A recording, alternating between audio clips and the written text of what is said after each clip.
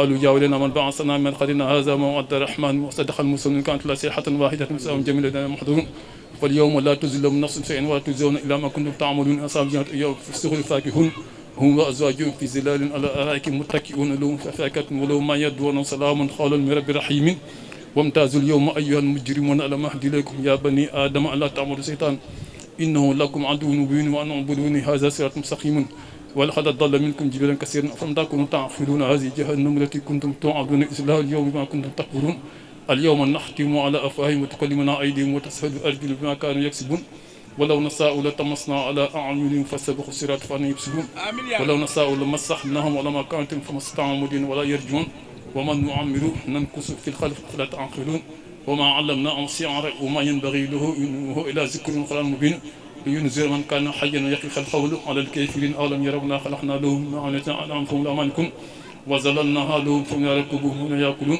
ولهم فيها منافع ومصارف فلا يذكرون واتخذوا من دون الله آلهة لعلهم ينصرون لا يستطيعون نصرهم وهم جند محضرون فلا يحزنك قولهم إنا نعلم ما يسرون وما يعلنون أولم يرى الإنسان أنا خلقناه من فتح وخصيم مبين وضرب لنا مثلا ونسي خلقه قال من يحيي العظام وهي رحيم خلق الذي أنسى أول مرة وهو خلق عليم الذي جعل لك من الشجر أحجار نزعت من فوق دون أوليس الذي خلق السماوات والأرض بقادر على أن يخلق شيئا بل هو خالق عليم إنما أمره إذا أراد شيئا أن يقول له كن فيكون فسبحان الذي بيده ملكوت كل شيء وإليه ترجعون اللهم صل على سيدنا محمد الفاتح لما أغلق والخاتم لما سبق ناصر الحق والهادي إلى صراطك المستقيم وعلى آله حق قدره العظيم سبحان ربك رب العزة عما يصفون وسلام على المرسلين والحمد لله رب العالمين.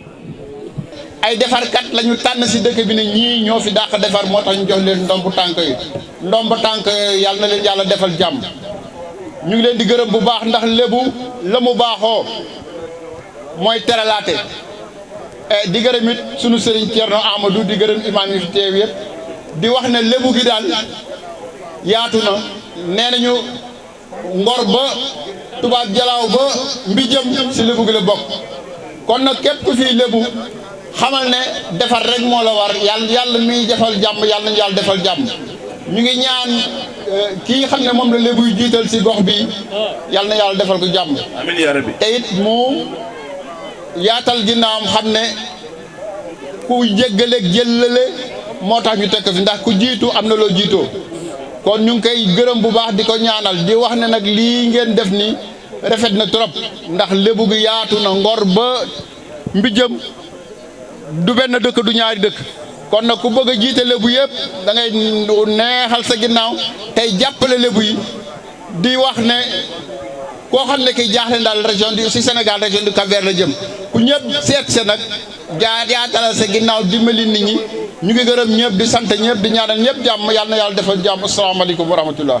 yéen mbokk yëpp képp koo xam ne teew na fii ñoo ngi lay nuyu ci kaddu ndombu tànk yi nga xam ne que ñooy ñi nga xam ne que ñoo ñëw ak ñi ñëwul ak ñi nga xam ne que ñoom la ñuy introniser nii ak seen i mbokk ñu di leen nuyu yéen ñëpp di leen baalu xaq te di leen baal xaq temps jafe na te ngeen may ñu lii ngeen ñu may ñoo ngi leen di jërëjëf lu ci li ngeen def. moom la seen maami maama takkoon moom la seeni waajur takkoon seen alal lañu leen delloo na ngeen xam ne lu ñu fonk la ngeen fonk ko yor ko fulaal ko jeex na tey amatu leen droit tëj seeni buntu kër nii seeni fenêtre na ngeen yaatal ñëpp loolu la suñu maam yi xamoon yaatale loolu nag ñoo ngi leen ciy ñaax ngeen gën a yaatu jàpp dëkk yi ngeen xam ne département Rufisque ak li ko wër ñoom ñëpp ñoo bokk ndey ak baay na ngeen jàppoo képp koo xamee ne que gis ngeen loo xamee ne que lor la bu fay nara ki it na ngeen taxawaay boo xamee ne que bu leen ci xaar kenn ku ci nekk ci yéen na nekk responsable ni man de lu yàqu ci dëkk bi maa ko yàq lu fi defaru maa ko defar. dama ne lébu mooy ki nga xam ne buur musu koo yilif day ànd ak buur kay wane fulla ak fayda wane yoon wu rafet teral buur ba buur defe ne mooy buur waaye yàlla rek mooy buur loolu mooy li nga xamante ne bii mooy symbole bés bi lébu boo nee Dakar Cap-Vert lu tax Dakar gën a naat mooy seen ak mbaax ndax ñooy def ku ñëw soo yoree ñu teeru la teral la soo yorul ñu teeru la teral la may la li gën a baax ci ñoom ba pare gunge la kooku mooy lébu lébu googu nag moo dox ba ñëw tey ay sëtam taxaw ne hey dañuy delloo mbuum sa booy ba loolu moo waral bés bi nag bu amee tey dañ koy gërëmee conseil des notables du département de Rufisque ngeen tàccule waaw naam ñi ñu jox ñépp ndombu tànk tey si lañ bokk waaye waññ boo gis dafa am jàppal diw dëgg la suñ leen jàppee ñoom dañuy dellusi sargal suñu kilifa gu mag gu fi nekk goo xamante ne ay waay maa ko yërëmoon ci wéetaay bi muy El Hadji Ibrahima Faye. waaw lay fay bi dama ko daan gis muy dox lébu lay ndeysaan di ci daj lu ne. dëgg la ñenn ñi naan lu xew fu mu jëm ku mu doon lan la fiy indi waaye tey lii la fi indi. waaw waaw macha allah. lim fi indi mooy delloo nit ñi ñu xam ñoom ñooy ñan xam seen cër seen àq ak seen yelleef ñu yëkkati seen loxo ne hey ñoo ko moom dañ koy téye. dafa dëgg. loolu moo waral taaru bés bi ñu koy sant di ko ñaanal yàlla yàlla na fi yàgg te wér. amiin amiin. yàlla na fi yàgg te wér. amiin. yàlla na fi yàgg te wér. amiin. lébu yaa ngi fi lébu yaa ngi fi ndakaaru lébu moo ko taaral loolu defe naa El Hadji Lamine Ngom mën na cee wax lu bëri moo ko Adja Anta Daara Ngom waaye juñ ñi daa doy borom xel. dëgg la. waaye li may fàttali askan wi mooy ñooñu ñu meññoon seen deret lañ ñu sotti seen jom ja seen am fulla ga seen am fayda ga dara fëkku leen. seen bëgg lu baax ga seen bëgg jàppale askan bi seen bëgg jëmale réew mi kanam ma ne moo nekk suñu deret ji ñun lébu yi fi toog tey. yow ci loolu ngay dox. te incha allah ku fi mënti toog dinañ la jàppale ndax askan bi dong ñu ñor askan bi dong ñu ñor dong nag ñu bëgg di ñaan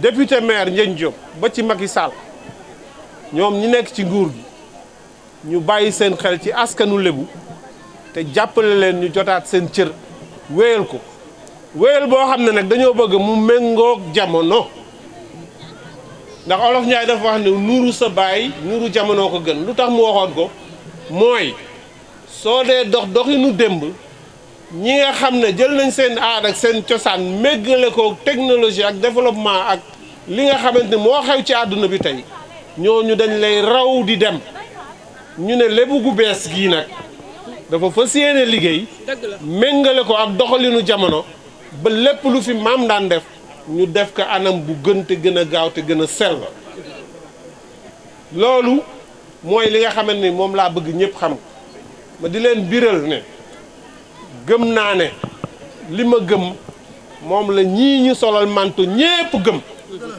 fas yéene jàppale seen askan fas yéene leen a yiir fas yéene a won yoonu développement laa wax bu sedd guy te rafet ànd ak teraanga maa ngi gërëm ñëpp di sant ñëpp di jéggalu képp ku ma fi tuddul maa ngi lay jéggalu ñi nga xamante ni itam ñoo am ndombu tànk yi sant nañ seen waa dëkk yëpp sant nañ ñëpp ñi leen jàppale di leen gërëm di leen ñaanal yàlla yàlla na man-man yi yokk yàlla na yàlla dolli jàmm ci Sénégal ndax jàmm ci la lépp xaj garab kenn du ko jëmbat ci taal buy tàkk kon nañ ñaan yàlla nañu yàlla dolli jàmm di gërëm ñi fi teew ñëpp fàttewuma kenn ku ma fàtte nag ma jégal di ñaan yàlla képp ku fi am ndombu tànk yàlla na la yàlla jàppale ba li askan bi yaakaar ci yow di ko xaar nga mën koo matale maa ngi gërëm ñëpp di sant ñëpp wasalaam. may xëccawrus xam naa ko jël nga lam doo perte fàttu si mbin sa yaay bu may gumbeeti yow laay ànd xam naa ko jël nga lam doo perte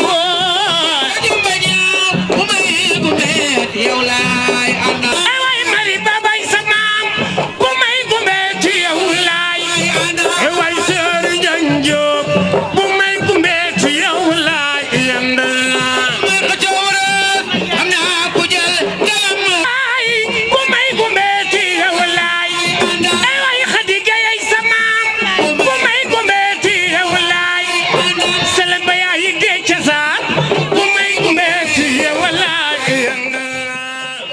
may ñuyu sama sëriñ bi toog sëriñ Abba Sow di doomi Maodo Sy Abdoul Aziz maa ngi lay ziyaara bu baax di nuyu ku fi teew Alaaji Taala Ngom Alaaji Taala sànq bi nga wax da nga ma daaneel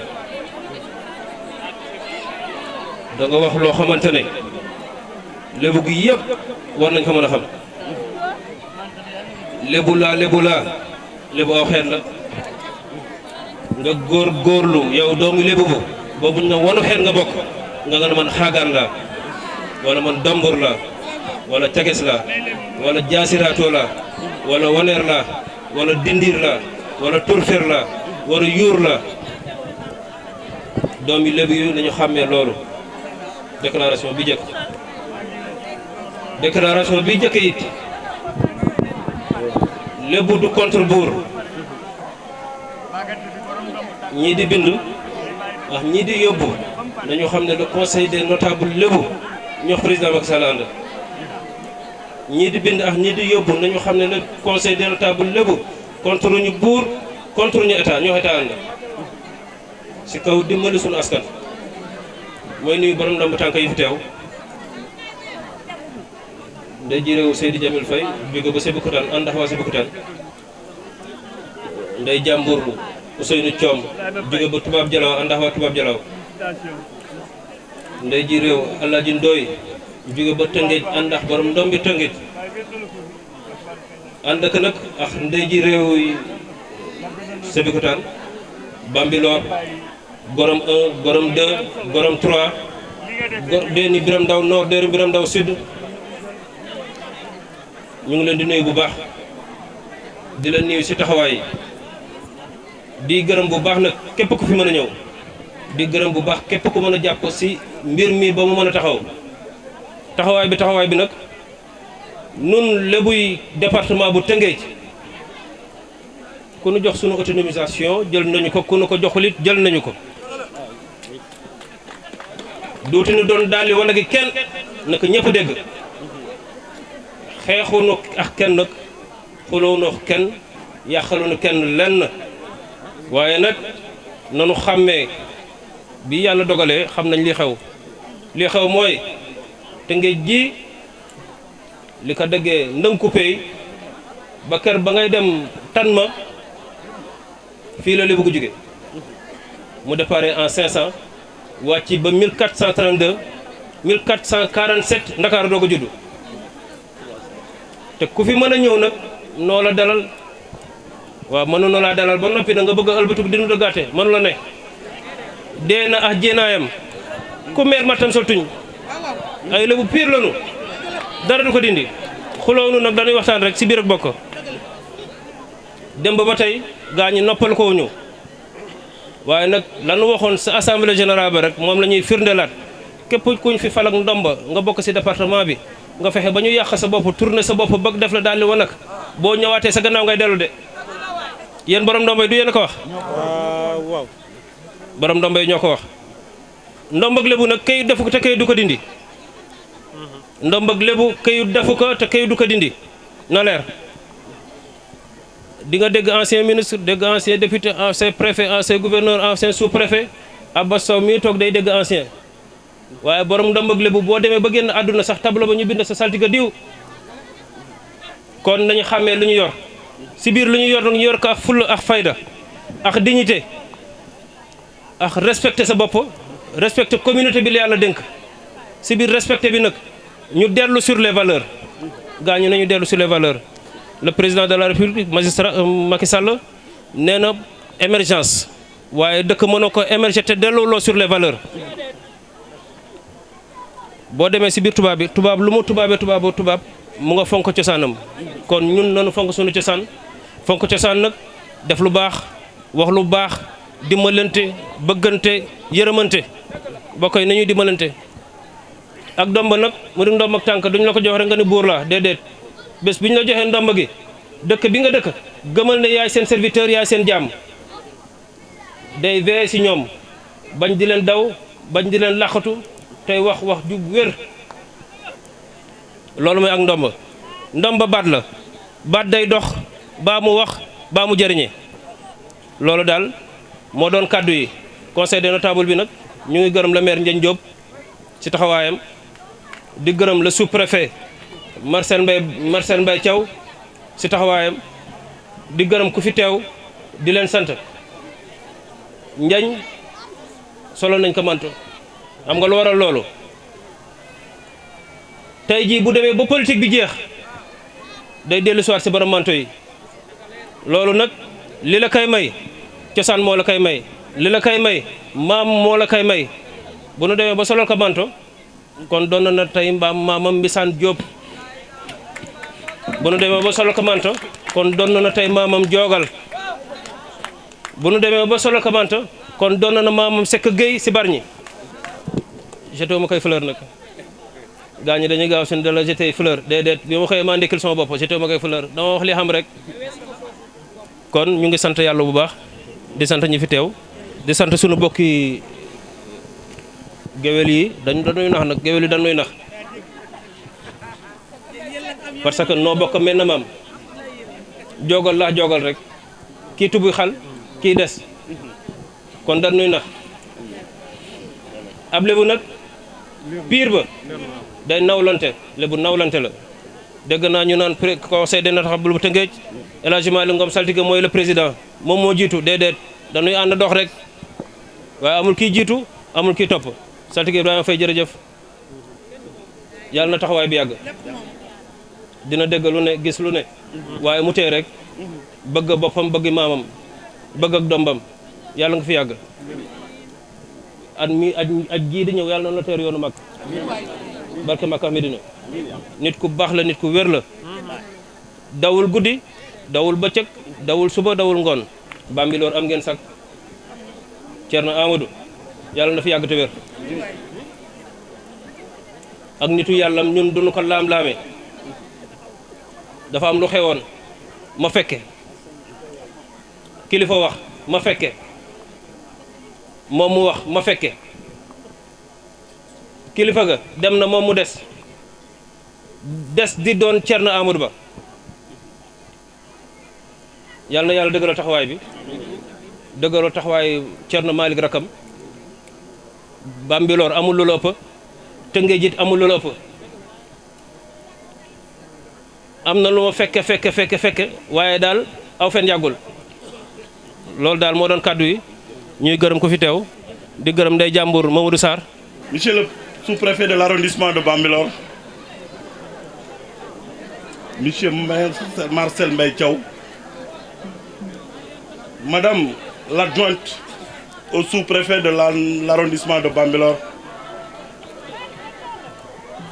honorable député, mon frère et ami Demba Babayel Sow, Monsieur le Khalif général de Bambilor, mon ami et frère Thierno Amadou Ba,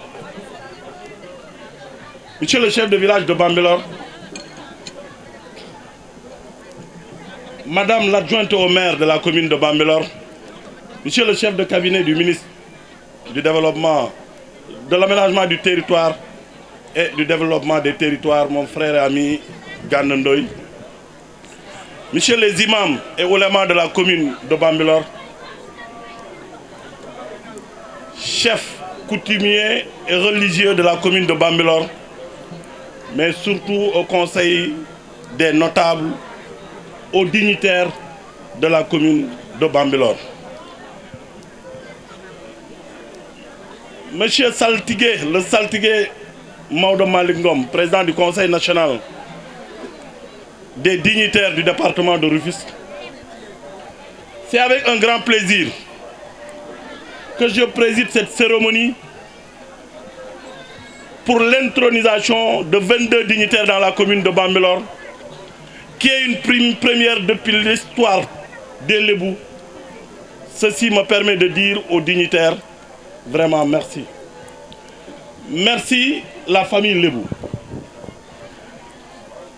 Monsieur Maodo, vous l'avez dit, de 500, l'an 500 à 2020. Voilà aujourd'hui que l'ensemble des Lébou du département de Rufisque, mais précisément de la commune de Bambilor, se réunit ici pour introniser des dignitaires Lébou choisis par les villages. En ma qualité de maire, je vous dis merci. Merci aussi de rehausser la dignité de nous les Lébou.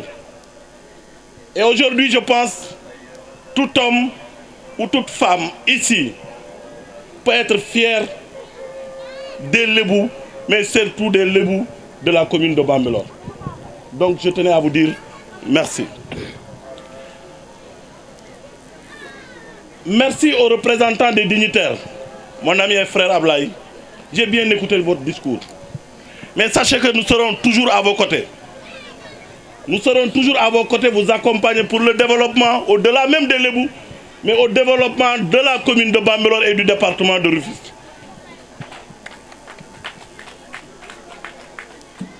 Nous aurons notre écoute. Nous vous demandons à chaque fois que le besoin se fait sentir, saisissez-nous en tant qu'autorité pour le développement de ce secteur. Et aujourd'hui, c'est le rassemblement des Lébou. Mais je pense qu'aujourd'hui, en voyant ce monde, ce n'est pas les Lébou, mais c'est les populations de Bambilor qui sont sorties pour l'intronisation de leur fils en tant que dignitaire dans leur village. Mais je reviens pour vous dire, vous dignitaires, cela ne veut pas dire que vous devez avoir des conflits avec les chefs de village, qui sont nommés par décret présidentiel, le décret qui nomme les sous-préfets. Donc cela veut dire que vous devez être en phase avec vos chefs de village, discuter avec eux pour le développement de vos villages et le développement de votre communauté. Monsieur le représentant, vous l'avez bien dit, vous êtes toujours à côté du pouvoir et nous serons toujours à côté du pouvoir. Aujourd'hui, le président Macky Sall a beaucoup fait pour la communauté Lébou. Il a beaucoup fait et cela me permet aujourd'hui de dire au nom des Lébou du département de Rufisque, de lui dire merci. Merci. Et je peux témoigner sur ce. Aujourd'hui, dans le département de Rufisque, il y a combien de Lébou qui sont dans l'attelage de ce pays? Nous sommes 5 députés à l'Assemblée nationale, tous issus de cette frange, des Lébou. Je peux citer le président du conseil départemental. Je peux citer ma sœur, qui est de Yen, Seydou Diouf, qui est de Rufisque, Nangosek, qui est de Rufisque, et moi, Ndiaye Diop, député maire de la commune de Bambilor. Oui. Et si aujourd'hui nous sommes députés, nous sommes maires, nous le devons au président Macky Sall. Donc c'est un moment où nous, Lébou, nous devons lui tendre la main, lui dire merci et de l'encourager et de l'appuyer par rapport à sa vision pour le Sénégal. Donc merci Monsieur le Président.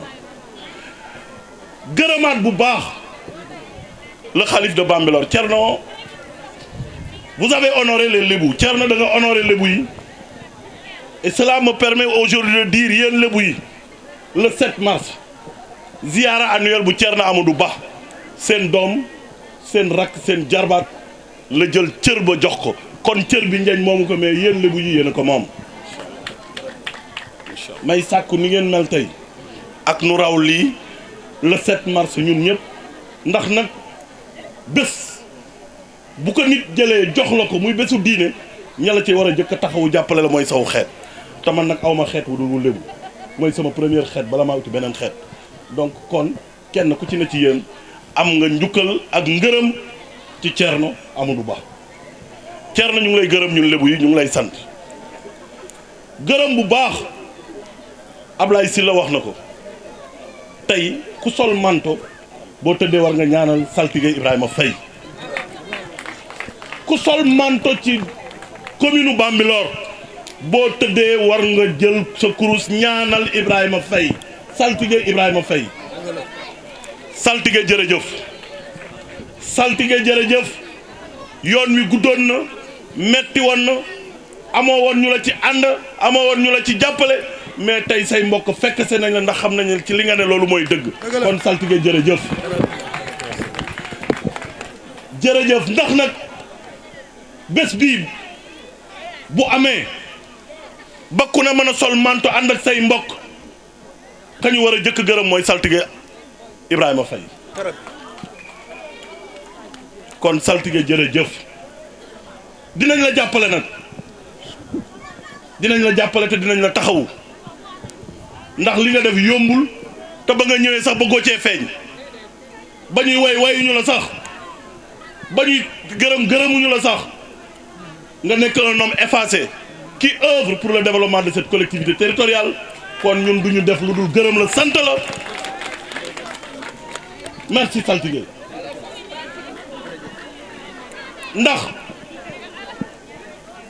mais li ma gën a neex mooy le président Macky Sall daf ko jàppale ci loolu su ma waxee président Macky Sall j'ai parlé du représentant de l'État qui représente le gouvernement qui est le représentant de l'État muy le sous-préfet Marcel Mbaye Thiaw amul fenn fu muy génn te àndul ak Ibrahima Faye y compris même man daf ma naan looy def na nga ànd ak Ibrahima Faye ndax nag yàlla moo ko jox cër bii donc préfet merci yow tamit par rapport à ta reconnaissance ci Ibrahima Faye ak ci may ñaan nag yéen dignitaires yi ku ci ne bu delloo ci këram man nday njàmbur laa man saltige laa man jaraaf laa taxul ñu ilif dëkk yi dëkk bu ci ne dafa am chef de village am imam nan leen jox lañu moom jox leen lañu moom xam ne askan wi ñoo leen ko dénk yéen it cër bi ngeen am ñun lébu yi ñoo leen ko dénk kon bu nu jaxasee cër yi dem leen ci seeni chef de village et cela me permet de dire que je vais élaborer un calendrier dans chaque village ma dem fa daje ak dignitaires yi yenn ci dëkk ba ak imam bi ak chef de village waxtaan ak ñoom pour lu jëmale gox bi kanam ndax bëgguñu ñu solal leen manto lañ leen di doyee lenn rek la mooy bu nu amee manifestation wala nangam ku ne sol mantom teew déedéet vous êtes des acteurs de développement votre représentant l'a dit et nous avons conscience de ce qu'il a dit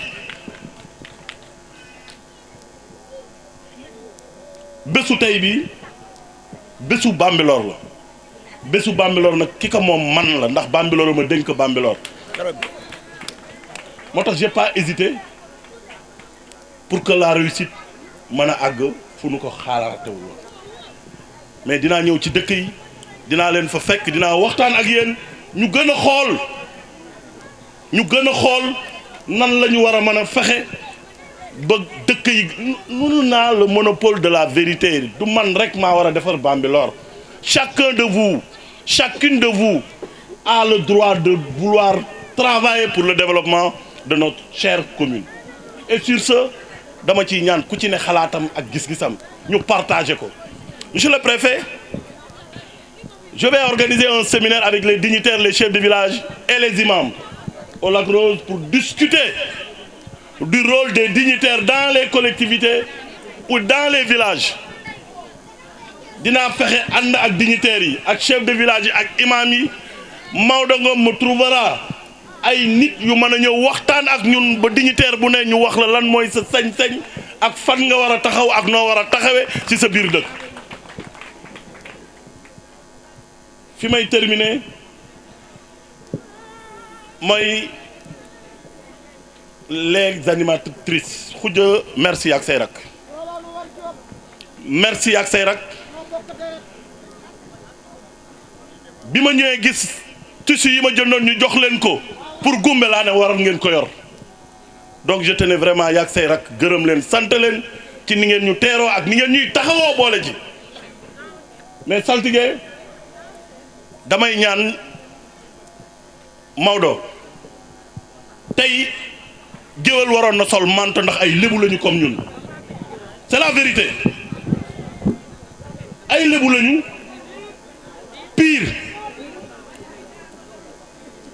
ndax lébu la ñu wax géwél boo ci ne tukkuleer nga wala séréer nga mun a la man lébu laa bu dee bambaado ba dana laan man bambaado laa kon ñoom géwél yi ay lébu lañu comme ñun ñuy ñaan ñu jéem a xool nan la ñu mën a fexe bay takkal géwél yi manteau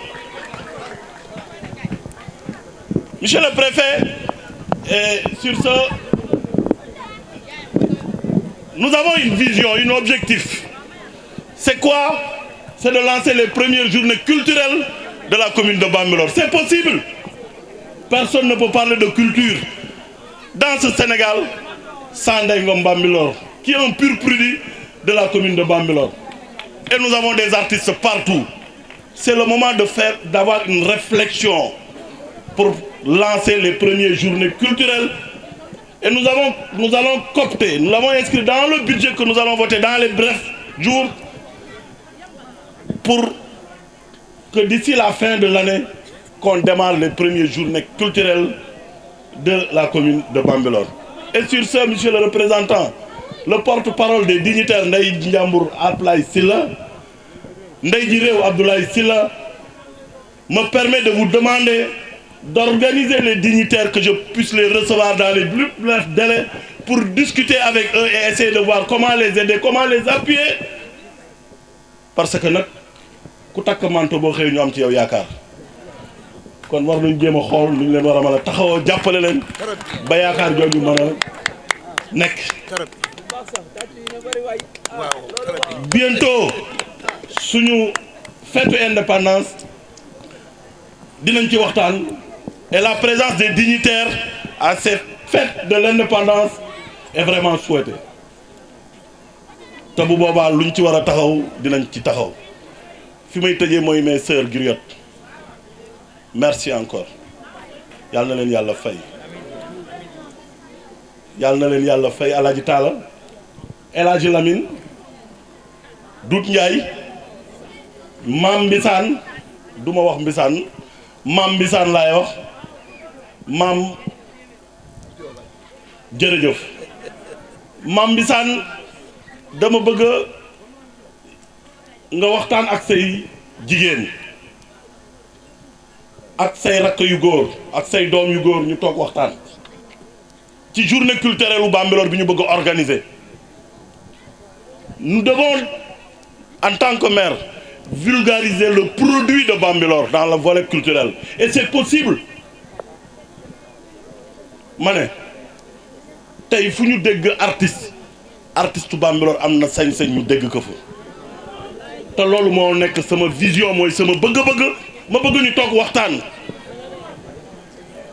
et c'est dans les grands ensembles qu'on peut réussir mais bu kenn ku ci ne awee fenn kële aw fële non du ñu mën a matale ñëpp pour jàppale ñëpp mais bu ñu àndee nekk benn ñun ñu taxawal fexe ba am orchestre wu Bambilor c'est possible.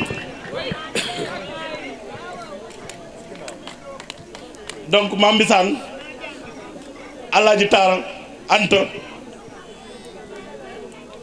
Caba Koddu Khoudia dajaleen ngeen waxtaan Dout Ndiaye ñu waxtaan pour le développement de la culture. Moi je suis prêt à vous aider, à vous appuyer pour ngeen mën a réussir fi ngeen jëm. Gërëmaat leen bu baax mais gërëmit particulièrement la presse. Vraiment la presse est là ñu ngi leen di gërëm bu baax. Presse yëpp ñëw nañu, la RTS est là. Vraiment nous tenons à dire merci à la RTS pour venir couvrir cette manifestation des Lébous. Cela prouve nettement que l'État est avec les Lébous. Donc ma leen di ñaan kenn ku ci ne fa nga féete. Et nous avons une jeune génération de Lébou. Si je vois à ma gauche El Hadji Diong avec qui nous avons cheminé de 86 à nos jours en politique. Aujourd'hui dignitaire à Sangalkam, petit-fils de El Hadji Thiandoum. Cela prouve nettement que li fi sunu imam bàyyi woon ndaw ñu jël nañ ko. À ma droite j'ai vu mon frère Ablaye Sylla avec qui nous avons cheminé ensemble en politique de 86 à nos jours. Cela prouve nettement que aujourd'hui il y a une nouvelle race. Et ce qui me réconforte le plus, c'est trois dignitaires. Ousseynou Diop, El Hadji Ousseynou Diop de Gorom 2, un homme effacé, mais Babacar Ndiaye aussi un homme effacé, Pape Mbak un homme effacé. Aujourd'hui, voilà ces dignitaires lébou, jeunes intellectuels et cadres. Aujourd'hui, quel que soit. Et sur ce, je dis merci. Là, vous avez bien choisi. Vous avez bien choisi des jeunes cadres intellectuels. Un cadre comme Pape Mbak. Aujourd'hui, dignitaire, fils de Makan Mbak, qui dit qu'il a le manteau. Tout le monde sait qu'il a la valeur, il a le droit de porter ce manteau. Edouard Ousseynou Diop, c'est le fils de Omar Diop. Il a le droit de porter ce manteau. Babacar Ndiaye, la même chose, comme Ablaye Sylla et tant d'autres. Donc, grand, jërëngeen jëf suñu mag yi. Ñi ngeen tànn ñun d'accord nañ ci. Te rafetlu nañ ci te ñi ngeen tànn. J'ai vu des jeunes de Gorom 1 qui ont l'air mal. Babacar est là. J'ai vu Seyna. J'ai vu des jeunes de Den. Comment dirais-je? Pape Bey. et comment dirais-je, Mortiam. C'est des jeunes aujourd'hui qui portent des manteaux de leur grand-père. Nous vous disons merci encore. Moustapha Djeregen Djeuf. Et aujourd'hui, les 2 pas ont leur manteau. C'était difficile, ils étaient 3 pas dans le village de Déni Biramdaou. Et les gens les appelaient les Nyeti pas de Ndjeg. Aujourd'hui, je les ai vus avec leur manteau. Djibri Djeredjeuf. Ela Djeredjeuf. Donc, je suis di gërëm Thierno, je suis jégaluwaat. kaddu yu gàtt lay doon ndaxte li baaxoon si wax bi yëpp ñi ma jiitu. Thierno mu ne. li baaxoon ci wax ji yëpp ñi ko jiitu. wax nañu ko. wax nañu ko. mbégte li ñu àndal. mu ne mbégte mi mu àndal. tey jii. tey jii. lii fi xew. lii fi xew. guleet. guleet. ci sunu département bii. sunu département bii. ñu jël sunu doomi gox. ñu jël sunu doomi gox. takkal leen ay ndombal tànk. takkal leen ay ndombal tànk. wala ay manto. ay manto. manto yoo xam ne. manto yoo xam ni. mantoy cosaan la. mantoy cosaan la. cosaan la ku ko wax. cosaan ku ko wax. wax mbaax. wax mbaax. wax jub. wax jub. wax mbokk. wax mbokk. wax benno. wax benno. wax jàppalante. wax jàppalante. wax lislaam. wax lislaam. wax nooy. wax nooy. wax jikko bu baax. wax jikko bu baax. loolu lañ yaakaar si yéen. loolu lañ yaakaar ci yéen. kon nag ñu ngi sant yàlla bu baax. kon ñu ngi sant yàlla bu baax. di leen félicité. di leen félicité. di leen ñaanal. di leen ñaanal. ci lii ñu leen jox. ci lii ñu leen jox. yàlla na si yàlla wàccee yërmandeem. yàlla na ci yàlla wàccee yërmande. di sant nag. di sant nag. di nuyu. di nuyu. monsieur le préfet. monsieur le préfet. su ma fa jógee. su ma fa jógee. nuyu monsieur le maire. nuyu monsieur le maire. di ko sant bu baax. di nuyu monsieur le maire Ndiagne Diop bu baax a baax. di ko sant. di ko sant. si taxawaay bi. ci taxawaay bi. ndaxte lii. ndax lii. bés bii. bés bii. su melee nii. su melee nii. xam ngeen ne taxawaayam la. xam ngeen ni taxawaay monsieur le maire la. mboolem manto bi fi ne. mboolem manto bu fi nekk. ku sol manto. ku sol manto. monsieur le maire moo ko jënd. monsieur le maire moo ko jënd. mboolem organisation bi. mboolem organisation bi. nii mu mel. nii mu mel. taaru nii. taaru nii. rafet nii. rafet nii. baax nii. baax nii. monsieur le maire tax. monsieur le maire tax. kan kooku jar na ñaanal. kon kooku jar na ñaanal. di sant conseil des Lébou. di sant conseil des Lébou. bi nga xam ne. bi nga xam ne. am nañu xalaat. am nañu xalaat. delloo ko njukkal. delloo ko njukkal. solal ko manto bi. solal ko manto bi. yelloo na ko lool. yelloo na ko lool. waaye nag lii mu wax monsieur le maire. waaye moom monsieur le maire li mu wax. mooy géwél yi. géwél yi. war nañu am manto. géwél yi war nañu am manto. loolu d'accord naa si. loolu d'accord na ci moom Thierno. su fekkul woon. su fekkul woon. ngeen jàpp ko ba noppi. ngeen jàpp ko ba noppi. da ngeen indi benn géwél fii ju solal ko manto. benn géwél fii solal ko manto. waaye nag. comme weesu na. comme weesu na. ngeen bàyyi ko si seen xel. ngeen bàyyi ko ci seen xel. di jël nuyoo yi dignitaire yëpp. jël nuyoo yi dignitaire yëpp. di ko teg si loxo saltige. di ko teg ci loxol saltige Ibrahima Faye. bi nga xam ne. bi nga xam ne. Mbambilor gi yëpp. Mbambilor gi yëpp. département bi yëpp. département bi yëpp. amal nañ ko jukkal. amal nañ ko jukkal. si yaram. ci yaram. si tegginam. ci tegginam. si muñam. ci muñam. si maandoom. ci maandoom. kon nag ñii ñu fi takkal ndomba tànk yëpp. kon ñii fi takkal ndomba tànk yëpp. war ngeen mën a am référence. war ngeen mën a am référence. si saltige bii. ci Ibrahima Faye saltige bii. di ndokkeel Ablaye Sylla. di ndokkeel Ablaye Sylla. sunu xarit. sunu xarit. sunu soppe. sunu soppe. di ko ñaanal yàlla. ko ñaanal yàlla. yàlla na ko jik. yàlla na ko jik. di ñaanal it. di ñaanal it. Babacar Ndiaye. Babacar Ndiaye. bi nga xam ne. bi nga xam ne. mooy président des sages. mooy président des sages. bu kër Thierno Djibi. ci kër Thierno Djibi Ousmane Ba. lii su ko amee. lii su ko amee. yelloo na ko. yelloo na ko. di ko ñaanal yàlla. di ko ñaanal yàlla. yàlla na ko jik. yàlla na ko jik. ña ca des yëpp. ña ca des ñëpp. ñu leen ñaanal yàlla. ñu leen di ñaanal yàlla. yàlla na leen yàlla jàppale. yàlla leen yàlla jàppale.